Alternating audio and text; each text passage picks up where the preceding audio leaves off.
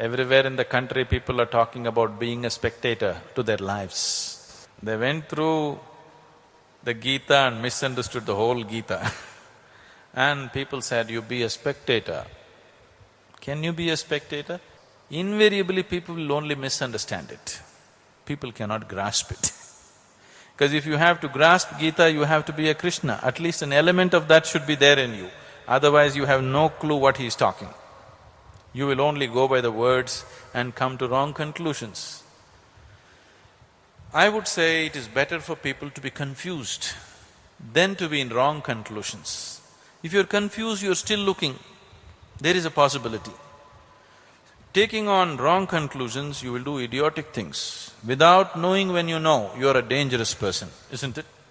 I don't know is not a bad state, because it's a possibility. Without knowing when you think I know, you're a lost case, isn't it? If they get to know what is there, that would be wonderful. But the moment they read it, they think without knowing, they believe they know. I am not talking about you being a spectator. I am talking about involvement. I'm talking about involving yourself into life in such a way that you dissolve into it. Not being a spectator.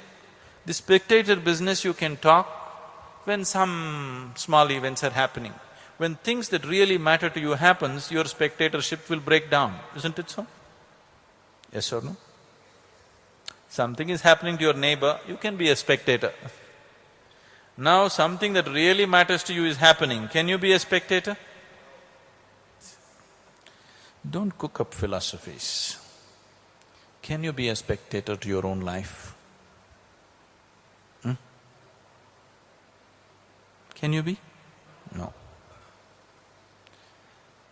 So we are not talking about being spectators, we are talking about involvement. It's only with involvement you can know life, isn't it?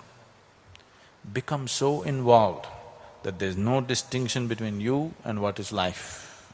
There's no such thing as me and my life. Me is life, life is me, because you're so deeply involved in it. Now, won't this hurt? It hurts. It can become terribly painful if you get identified with things that you're not. It is not your involvement which is hurting you, it is your entanglement which is hurting you always, isn't it? Your involvement is always giving you joy in every little thing that you do, isn't it so? See, just you want to sweep this hall, if you're deeply involved in this, it can be a very joyful thing.